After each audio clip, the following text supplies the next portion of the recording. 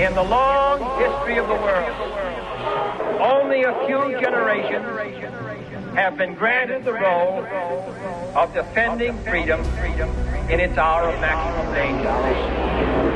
I will repeat with the greatest regret, two priests who were with President Kennedy say he has died of bullet wounds. Died, gunshot in the brain. Slow it down. And who believe that the President of the United States should be the honorary chairman of a great fraternal organization and confine himself to ceremonial functions. That is what the Constitution says. From Dallas, Texas, the flash, apparently official, President Kennedy died at 1 p.m. Central Standard Time. I have no other details regarding the assassination of the President. And so, my fellow Americans, ask not what your country can do for you. Ask what you can do for your country. My fellow citizens of the world, ask not what America will do for you, but what together we can do for the freedom of man. You know, one would think that the Kennedy assassination subject, a subject which we are very familiar with here at the Soul Trap, would have been and has been worked over to the point of no return. As soon as you hear the Kennedy assassination, the Kennedy conspiracy, anything Kennedy, you think, oh my goodness, here we go again. It has been worked to the point of no return, and maybe in some ways it has. But there's a very interesting author with a very interesting book by the name of Michael Hoffman. And in his book, The Twilight Language, he has a take on the Kennedy assassination and many other things that I think is worth taking a look at and worth pursuing, at least trying to connect the dots, especially from a Soul Trap point of view. What he says, in essence, is that the Kennedy assassination is more of an occult event than it is a political event. That it is more an occult activity that took place in broad daylight than it was a political event that took place in the shadows. And from that particular vantage point, he states and posits in his book, The Twilight Language, that a great many of the things that we see going on that don't seem to make sense in the political, that don't seem to make sense in the geopolitical, do make sense when you plug in and factor in the occult reality of why they're happening. Now, before we go any further, I'm going to have to say that I have studied a great deal about the Kennedy assassination. At the end of our show today, we're going to have pictures of when I was there at the School Book Depository.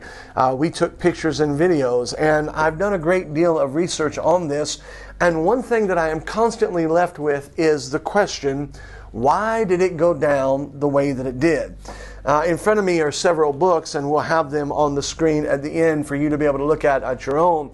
One of them is by L. Fletcher Prouty, JFK, The CIA, Vietnam, and the Plot to Assassinate John Kennedy. Introduction written by Oliver Stone, a great book. Crossfire, the one that was actually used by Oliver Stone a great deal in the movie that they did on JFK. This is called Crossfire, the plot that killed Kennedy. Great book, tremendous book. Then there is Jim Garrison, who was the DA in New Orleans that actually brought a criminal case in that called On the Trail of Assassins. If you get no other book, you should get this book, a tremendous book by D.A. Garrison. Then, of course, there's Jim Marrs, Ruled by Secrecy, that mentions that. A fascinating book here by Michael Sala called Kennedy's Last Stand, Eisenhower, UFO, MJ-12, and the JFK assassination. And then we have Michael Hoffman's first book, Secret Societies and Psychological Warfare, and the book that we're talking about today, The Twilight Language. Now, the reason that I mention all that and show those books is because, as I said, you would think that every angle has been covered, every rock has been turned up. And there are a lot of different theories. It was the Cubans, it was the mafia, it was the Russians, it was the inside government, it was all of the above. But I think one of the things that Hoffman brings out, and I'm finding this more and more, is that none of those really make sense apart from an occult factor. In other words, in essence, what you could say is that what happened on that day in Dallas was not just a geopolitical event, it was a spiritual event. And when you look at it in the spiritual terms, in the occult terms, it makes a lot more sense because, quite frankly, the way that it went down does not make sense. Look, there was so much dirt on President Kennedy. There was so much dirt on his father. There was so much dirt on his brother. There were so many different ways to get Kennedy to do what the quote-unquote powers that be wanted him to do. And there were so many other places and ways that had they wanted to take him out, they could have. And the fact of the matter is, they didn't even have to do it in as public a way as they claimed. If they had that much power and that much ability, is it that hard to fake a heart attack, or that hard to fake a plane crash, or that hard to fake any of the above plus? The answer is no. It's very easy to do that. I know Hillary can do the job. Hoffman, as I stated, is the author of Secret Societies and Psychological Warfare, which outlines his conspiracy theory of a shadow government, or what he calls cryptocracy. Cryptocracy. Now, if you're wondering what cryptocracy means, it simply means the shadow government, also referred to as cryptocracy, secret governments, or invisible governments.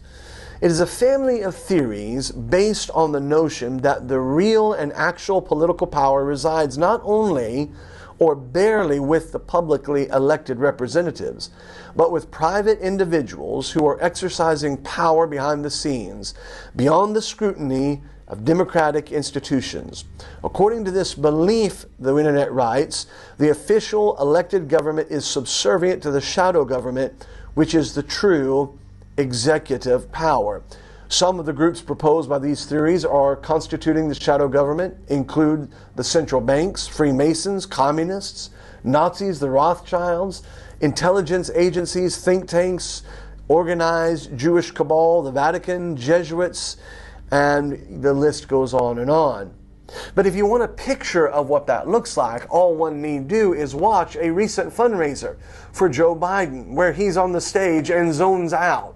This man who doesn't even know where he is, what state he's in, nor the state of his undergarments, has to be led off of the stage by Barack Obama, who some have argued is the continuing and active president behind the scenes of the United States of America. You tell me if these videos look like a man who is leading our country.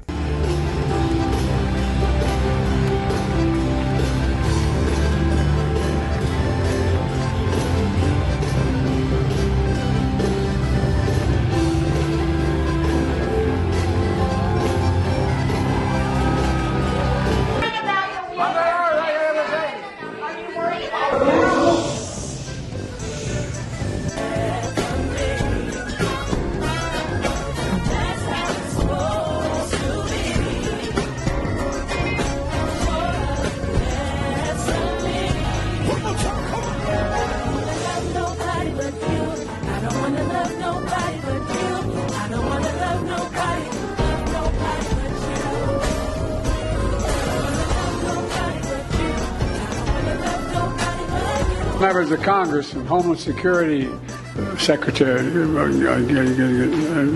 not sure going to do show away.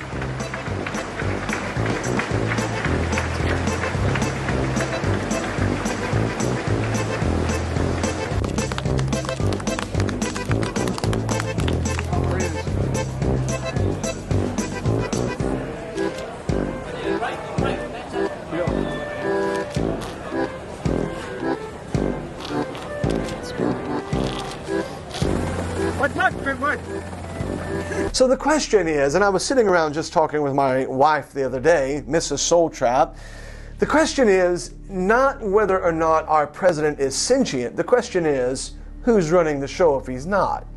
Well, the answer is somebody or something behind the scenes. And Hoffman states that this is a cryptocracy. and that this shadow government gains power through manipulation of symbols and what he calls Twilight language. Examples of such psychodramas, in Hoffman's view, include the famous and infamous Route 66, which connects various centers of occult significance. Another one is the assassination of President John F. Kennedy, in which Hoffman sees ritualistic elements, and that's what we mentioned at the beginning. In all of the research that I've done, and all the research that I've read, and even being there at Daley Plaza, the question has always been, why do it the way it was done? If Kennedy was such an existential threat to the powers that be, why bring to light, or even possibly bring to light, the fact that there are powers to be? Why not a heart attack? Why not disgrace? Why not any myriad of different options that they would have had? No, they wanted something that didn't hide them. They wanted something that showed them, that showed their presence, showed their power, not in the light, in the twilight. The theory of Masonic symbolism in the assassination of President Kennedy was first articulated by James Shelby Downward, with whom Hoffman co-authored King Kill 33, which became the inspiration for a song by Marilyn Manson. Manson, whose name comes from two main characters that were around in that time. Charles Manson, who many believe was a CIA operative, and Marilyn Monroe, who happened to be dating both Bobby Kennedy and some believe the President of the United States at that time. Hoffman also states that this ruling cabal is slowly revealing the truth through movies, such as They Live and The Matrix, and other forms of symbolic and subliminal communication. And of course, we're aware of that. One of the most interesting ones that has come out recently is Civil War. Talk about predictive programming. On and on and on the list goes. And so Hoffman has appeared on the Alex Jones radio show to discuss his theories and in other venues. In 2002, he gave a lecture at Sandpoint, Idaho. Hoffman analyzed the 9/11 terror attacks in terms of human alchemy and psychological warfare. Now, again, it's interesting because when you look at 9/11, it is a psychological Swiss cheese of the collective mind. What do you mean by that? Well, what I mean is you have to believe that 3 buildings came down at free fall speed, which had never happened before, all in the same identical way, and yet 2 of them were hit by a plane, and they were brought down, designed to withstand a strike from a plane, and building number 7, it comes down without ever hitting by a plane, and you can clearly see the bombs going off on the floors beneath it before it crumbles. Check this video out.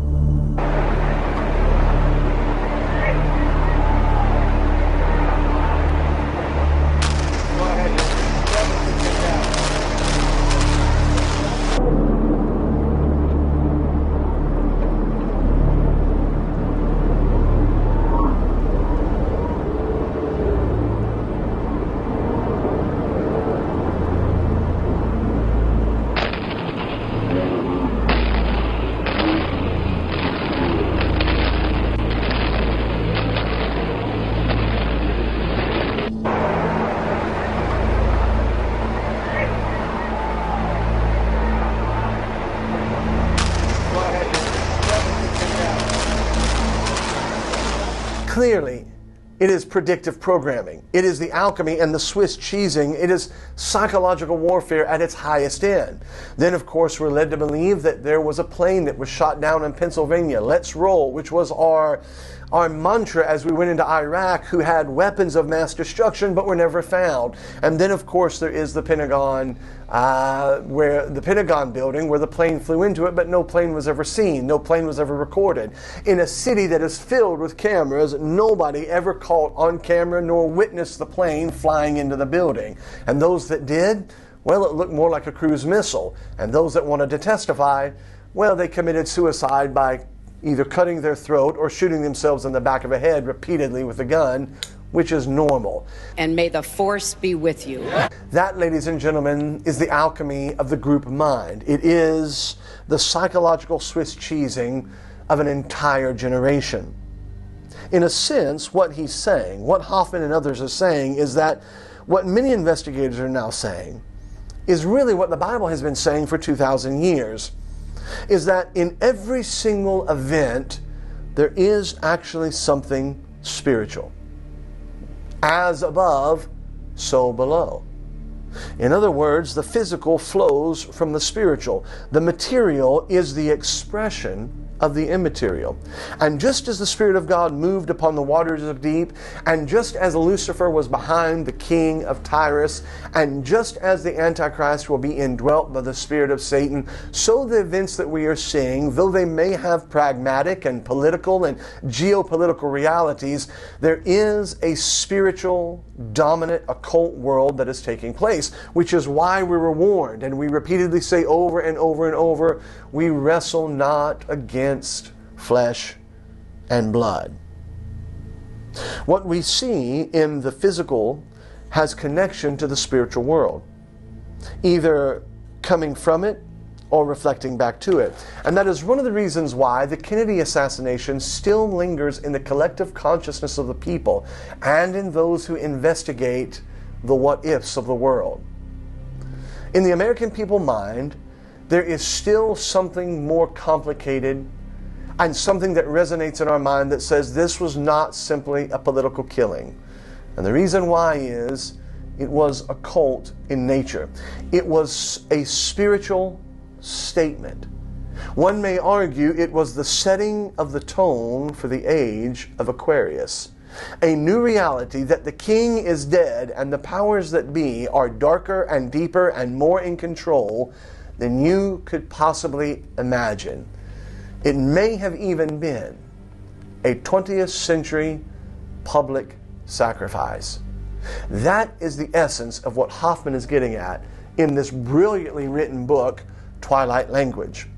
Hoffman notes on page 175 some very interesting things. He states, Americans have yet recovered from the post-traumatic stress brought on by the public slaughter of the president in Dallas. The two major symptoms of which are feeling numb and being afflicted with amnesia. Now, I think that's a very interesting statement that he made, because I've thought about that quite a bit. In other words, these events have begun, he posits, to shape the American mind to be numb and to be afflicted with amnesia. Has it ever struck you how quickly we have become numb to the violence and the wickedness that is out there, but how quickly we have amnesia? In other words, there are some things we remember and some things we don't. And the things we don't remember seem to be the things that we should. For instance, the Las Vegas shooting. When's the last time you heard about a memorial about that? There's no memorial there. There's nothing there. We don't revisit that. We don't talk about that. It's just kind of washed away. What about the Boston City bombing? The Boston Marathon bombing? What about the Sandy Hook murder? What about these events, the Parkland shooting? Or what about the shooting in Orlando? It seems to be that just as quickly as these mass shootings come, they fade away very quickly, and that we have a collective amnesia. Now, he submits that that is an ongoing process. He goes on to write, even in an alternative online magazine like Salon, in a long November 2013 article on the JFK assassination, the author did not recall the findings of the U.S. Senate's Church Committee or the investigations and prosecutions initiated by New Orleans DA Jim Garrison. Now, that's fascinating. You can see clips online of the Church Committee and their findings. We regard the assassination plots as aberrations. The United States must not adopt the tactics of the enemy. Means are as important as ends. Crisis makes it tempting to ignore the wise restraints that make men free. But each time we do so, each time the means we use are wrong, our inner strength, the strength which makes us free, is lessened. Also clips of Jim Garrison. On March 1st, 1967, the first arrest has been made in the investigation of the New Orleans District Attorney's Office into the assassination of President John F. Kennedy. Arrested this evening in the District Attorney's Office was Clay Shaw, age 54, of 1313 Dauphine Street, New Orleans, Louisiana. Mr. Shaw will be charged with participation in a conspiracy to murder John F. Kennedy. It should be pointed out, however, that the nature of this case is not conducive to an immediate succession of arrests at this time. However, other arrests will be made at a later date. This is District Attorney Jim Garrison's official press release. But very few people seem to remember either one of these. Why is that? Hoffman writes, what little we do remember about the conspiracy to kill our president leaves us feeling impotent. And don't you feel that more and more? This impotency, this inability to do anything, as if there is this mad rush, this mad flow, this hurtling towards a conclusion that nobody seems to be able to stop. Thousands of seductive delights and websites compete for our gaze. The colossal modern machine that has our daily lives ensconced in personal comfort and submerged 24/7 in internet, TV, movies, video games, stadium sports, and those cathedrals of consumerism called shopping malls allow us little time for deep reflection, but plenty of attention deficit. The machine grinds on, the rat race beckons, the noise accelerates, and there is no end to the confusion, the dystopia, the amnesia, and quite frankly, the numbness that the modern mind feels. Up, work, sleep, vacation, Netflix, that's about the depth of the modern mind, while the world is hurling forward in an occult-like dream. Now, the cryptocracy knows this, Hoffman writes, and actually factors it into its planning for spectacular crimes.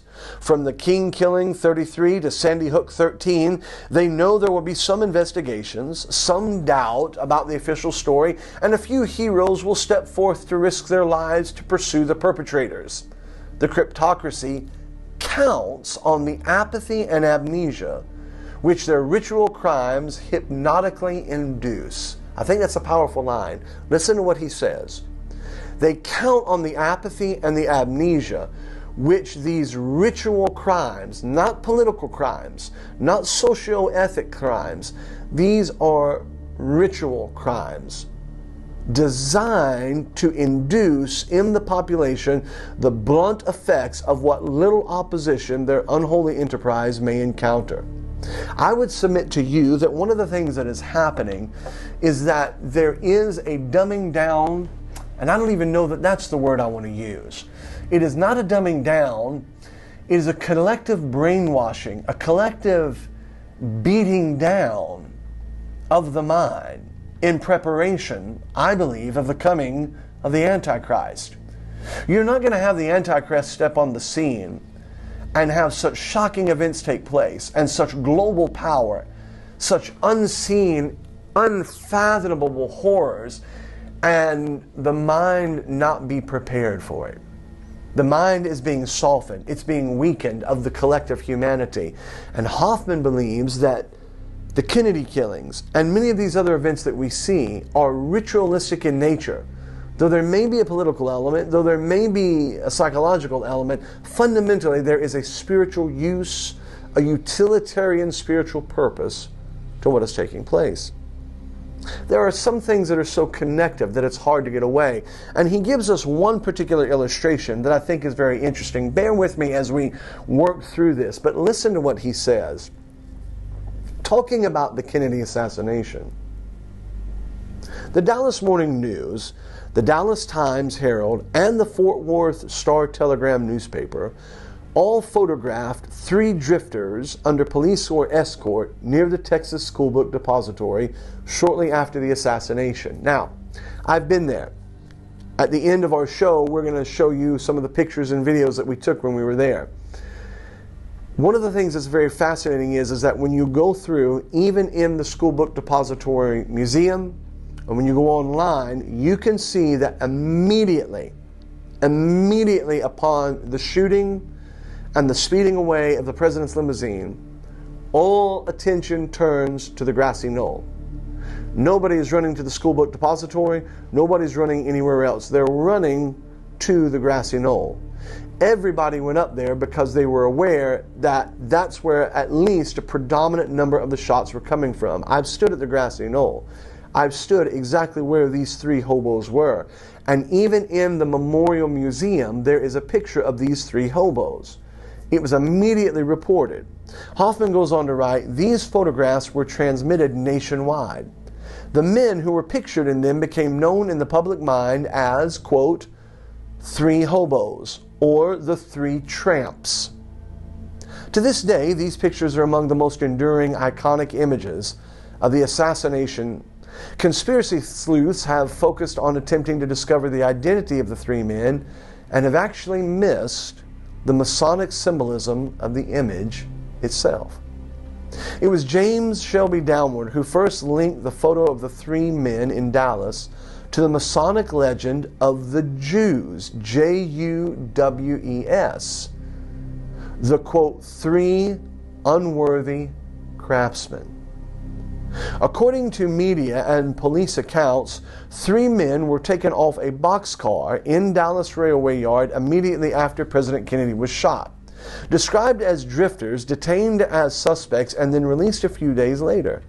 Dallas police claimed falsely to have lost the records of their arrest as well as their mugshots and fingerprints. What a quote-unquote coincidence that all of the suspects in Dallas on November 22nd, in addition to Oswald, these three were the only ones to get caught in the police dragnet and make a splash in the media. Why was a photograph of three hobos made so prominent? To answer that question, we need to recall that Dealey Plaza was a cult sacred space. Many people don't know that. The fact of the matter is, the site of the first Masonic temple in Dallas was there at Dealey Plaza. Then we must travel back in time to Victorian England, to the, quote, Dealey Plaza of that era, London's Mitre Square, where the horribly mutilated body of Jack the Ripper's victim, Catherine Edowis, was discovered. A portion of Edowis's apron had been torn off, soaked with blood, and placed in a passageway in the square. On the wall above the blood-soaked apron, a message, later interpreted as Masonic, was scrawled in chalk, and here's what it said: "The Jewess are the men that will not be blamed for nothing," quote unquote. Now, only a Freemason or a student of Freemasonry, Hoffman writes, could have written those code words, which is why Sir Charles Warren, Commissioner of the Police, and one of the highest Masons in the land, rushed to the Jack the Ripper murder scene, forbade the police photographer to photograph the wall, and erased the words. Jewess was not a misspelling of the word Jews, which is what some people thought, that Jack the Ripper was either a Jew, was anti-Semite, or was trying to frame the Jews. But it was not a misspelling of J-E-W-S. It was specifically spelled J-U-W-E-S. Why is that? Because Jewess is a Masonic reference to the mythical ruffians, the three unworthy craftsmen. The apprentice Masons, Jubala, Jubilo, and Jubalum, the Jewess of Lodge legend, who, it was said, had assassinated Hiram Abif, the architect of King Solomon Temple, which forms part of the basis of Masonic ritual. These three men in Masonic lore were the ones that assassinated this famous Hiram Abif, the architect of the temple. Now you have this particular connection with Jack the Ripper, and then you have that most infinite picture of the three tramps getting off the train in Dealey Plaza, where the Masonic temple is in Dallas, symbolizing to the world in plain day light, or should we say twilight, that this was a Masonic ritual killing. It might be said, Hoffman writes, that the photo of the latter-day Jubala, Jubilo, and Jubalum in Dallas in the wake of the assassination of John F. Kennedy was the signature of the Brotherhood, that it conveyed an esoteric signal above the heads of the majority of Americans What they were saying was, this was our work. It was not the Russians. It was not rogue elements in our government. It was not the Cubans, and it wasn't Mario down the road who was mad because they couldn't run their rum down to Cuba. No. It was their way of saying, this is the cryptocracy. This is the shadow government.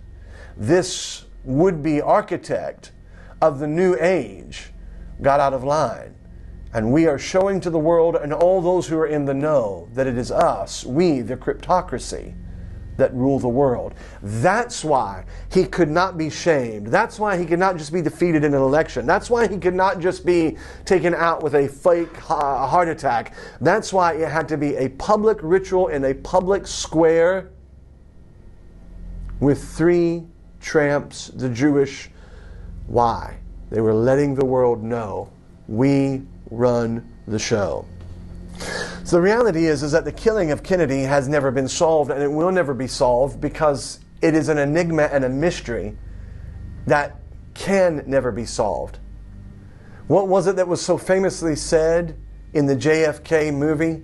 It's a mystery! It's a mystery wrapped in a riddle inside an enigma! The fucking shooters don't even know, don't you get it? Even in the movie, it's telling you that this is beyond sleuth. This is beyond facts. This is beyond simply finding who the character is in the CIA. It is ritual. It is occult. It is spiritual. When you look into it deeper and deeper, you just see so many connections. For instance, one initial connection that you might want to check on your own, I'm going to serve it up, but you have to do the work, is there was a movie that came out years ago. I believe it was Oliver Stone. And the movie was Natural Born Killers, a violent movie that explored the heart of darkness. Well, the lead character in that, the lead murderer, was a mass murderer played by Woody Harrelson. Well, without going into too much detail, I would encourage you to do a little bit of research. Hoffman speaks about it on this. While the suspected Kennedy assassin Charles Harrelson was alive and accessible within the U.S. prison system, this writer attempted to interest investigative reporters into interviewing him. We went so far as to meet with his son, actor Woody Harrelson, in California. That's right. The man who played Natural Born Killers, his father was in jail and is suspected to be one of the possible assassins and connected with the assassination of JFK. One of the things that's very interesting is that there's just so many interconnections. Hoffman talks about the witnesses and all of the confusion that went on over and over and over. There was one by the name of Rose Cheramy. On November 20th in Eunice, Louisiana, Rose Cheramy, who had a reputation as a drug addict and had worked for a strip club proprietor Jack Ruby at his Silver Slipper Lounge and Pink Door Club, told Louisiana State Policeman Francis Fruguet that 2 men she met at the Silver Slipper planned to assassinate the president when he came to Dallas. Historian James Douglas, in JFK and the Unspeakable, has identified the men as Sergio Smith and Emilio Santa, Cuban exiles who worked for the Central Intelligence Agency. There was also connection with FBI agent Guy Bannister. There was also a connection with a guy by the name of Lee Harvey Oswald, who was believed to be a CIA plant. This particular lady, Rose Cheramy, had detailed and intimate information about many of these interactions between all of them and the connectivity. She was never really able to be interviewed to the fullest detail. The reason why is because she committed suicide. Now, the way that she committed suicide, well, that's an interesting thing. She ran over herself several times in a back alley with a car. After she ran over herself several times with broken bones and a broken neck, she then proceeded to shoot herself 5 times in the back of the head. I think we can all agree that this is a very common form of suicide. Over and over and over, you see these things crop up. But the question always comes back, why? Well, the answer is because I think what you're looking at is what Hoffman is talking about, is what you feel when you're there. What you're about to see are a series of pictures and photographs and videos. And as you look at these videos, you can see and sense that you're almost on an unholy ground. You are looking at something that just does not make sense. Recently, when we were in Dallas, we toured the school book depository, and to be honest with you, it was a very somber place. It was scary, to be quite frank, to realize that years ago, the greatest and most obvious setup outside the crucifixion took place on these hallowed grounds. And as I have mentioned before, one of the things that immediately strikes me is that looking from the window from the supposed sniper's perch, there was simply no reason to wait and take the shot the way that Oswald did. The fact of the matter is, if you look at these videos and pictures, you will find that the shot was taken at the furthest point away. The easiest place to take the shot was at a dead on as it was coming. No, he would have shot immediately when he turned off of the main drag and onto that turn. The only reason the sniper would have waited was either to give the illusion of being a sniper, or there was a pro and pre-planned strike that triangulated the hitting of Kennedy. In other words, there was a prepped, planned kill zone. Otherwise, a single sniper would have shot straight on as the car turned onto the main drag.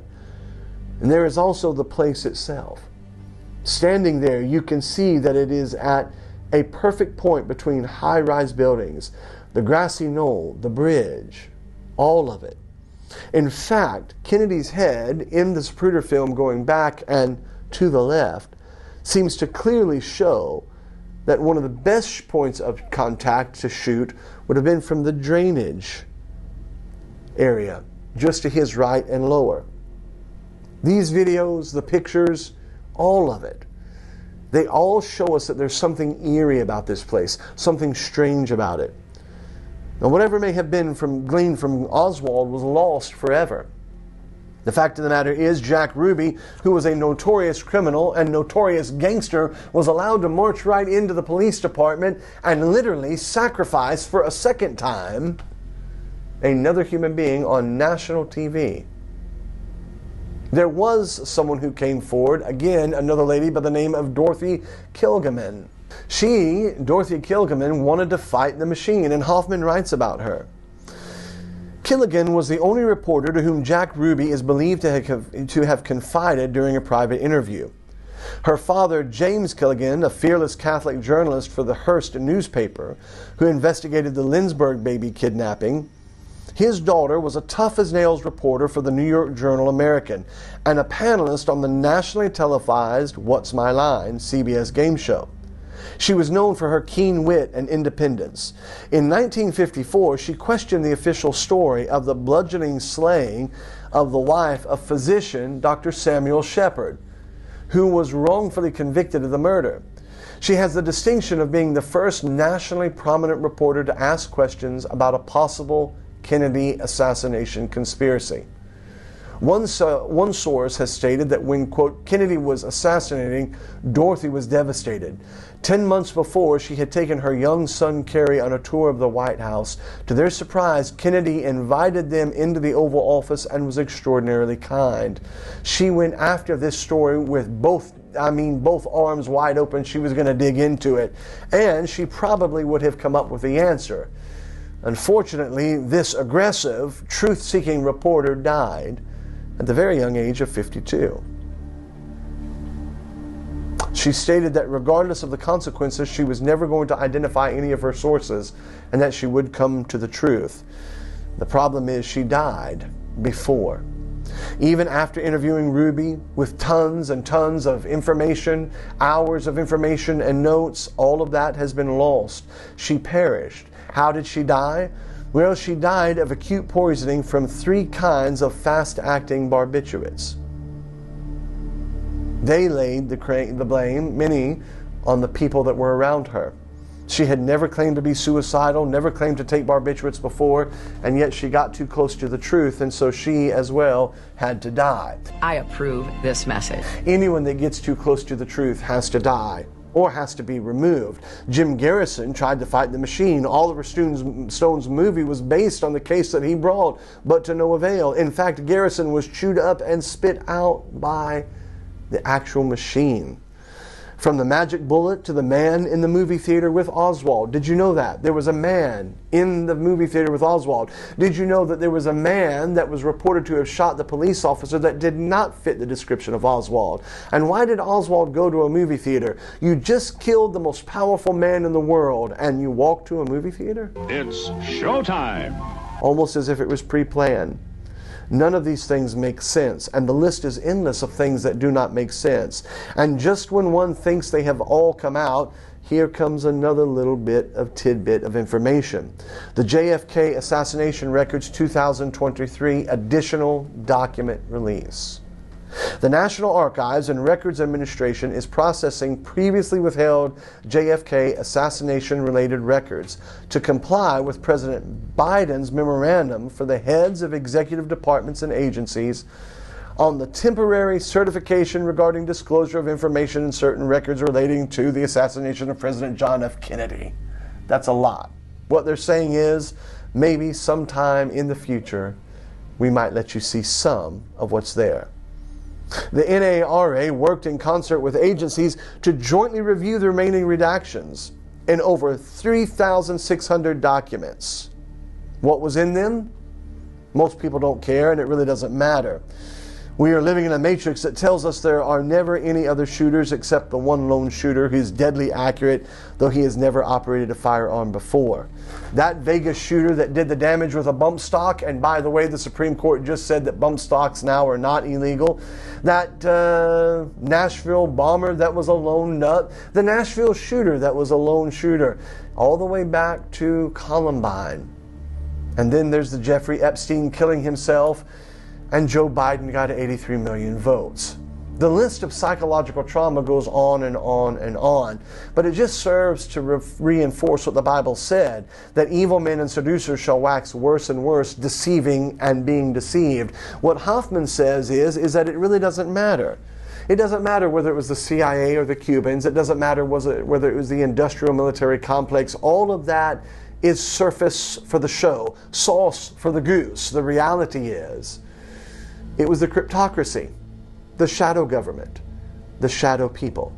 It was the powers that be, and they had him killed in a way that reminded everybody, we are in charge.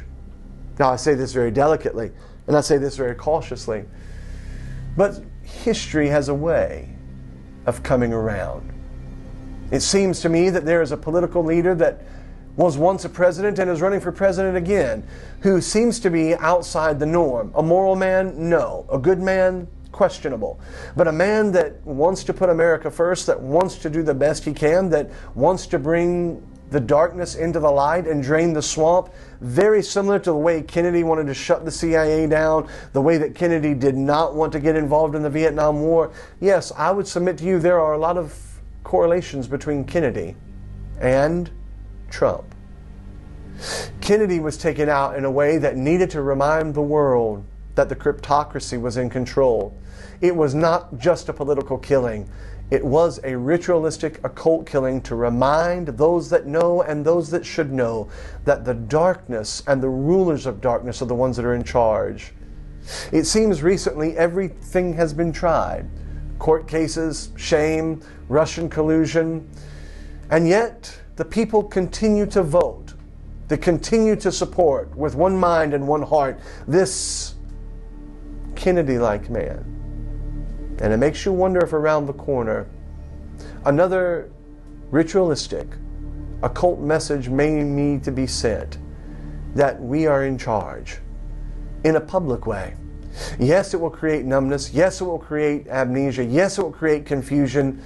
But they want that. They induce that. They desire that because fear is the food of the elite. The Kennedy assassination. Have all the facts come in? Not even close. A world of darkness yet to be brought to light that lives in the twilight. And that is where you and I are living today. And that is where we will be tomorrow. The twilight language speaks. Only those who are familiar with the twilight will hear its voice. In the long history of the world, only a few generations have been granted the role of defending freedom in its hour of maximum danger. I do not shrink from this responsibility. I welcome it.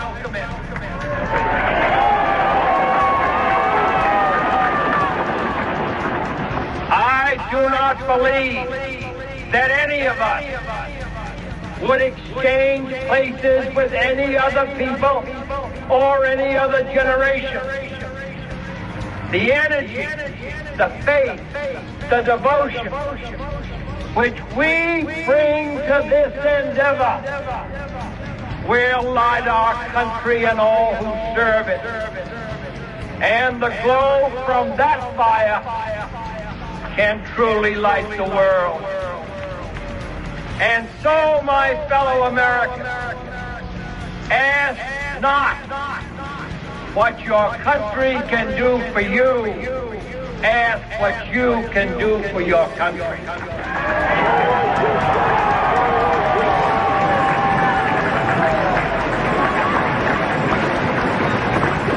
My fellow citizens of the world, ask not what America will do for you, but what together we can do for the freedom of man.